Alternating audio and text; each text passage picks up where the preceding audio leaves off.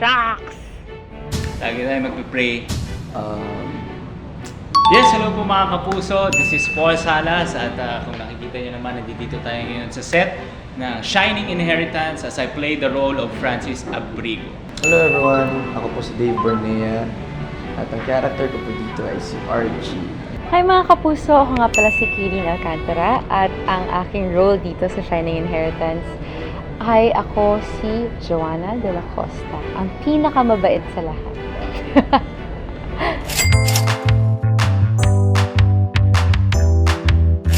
First tip ko, tingnan natin kung yung bibilin ba natin kailangan ba natin para sa atin o para sa pamilya natin or gusto lang natin. Bilhin ang mga kailangan bilhin, hindi yung mga gusto lang. Shucks! Okay, siguro pa nag-travel, choose a hotel room na hindi masyado expensive. And then, hindi ka naman magsistay dun eh. You're gonna travel the whole city. So you're not gonna stay sa hotel, matulog ka lang naman.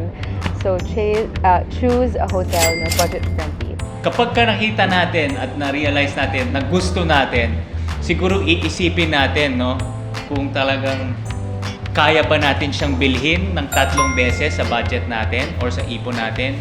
Kung kaya naman natin bilhin siya ng 3 beses, which is hindi naman natin gagawin, pwede natin yung bilhin yung isa na yun dahil nga reward yun para sa sarili natin.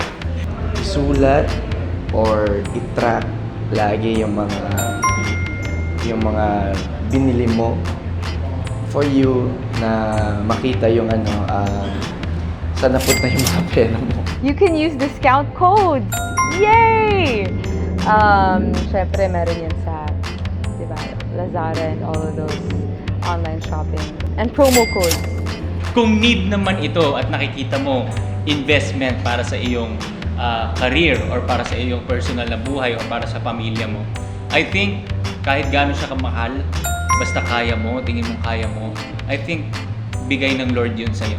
So, huwag ka na mag-isip, basta kailangan mo or kailangan ng pamilya mo, better, kunin mo na yan. Dahil investment sa sarili, yan ang number 1 tip para sa'yo.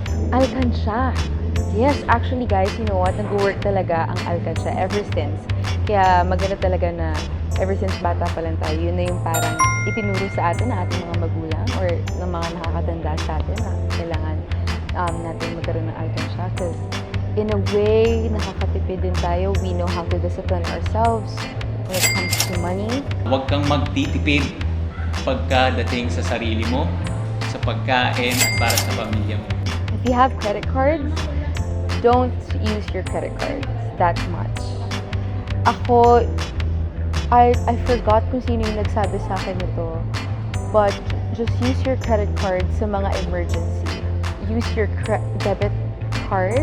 I know it's not safe, but if gusto mo talaga makatipid at para hindi ka makagastos na sobra-sobra, just use your debit card instead of your credit card. Kasi pag credit card, parang swipe ka lang ng swipe, pasok ka lang ng pasok, and may kita mo na lang sa bill mo the next month na, oh my gosh, ang dami ko na palang hindi na bayaran or nag-exceed na pala sa limit ko.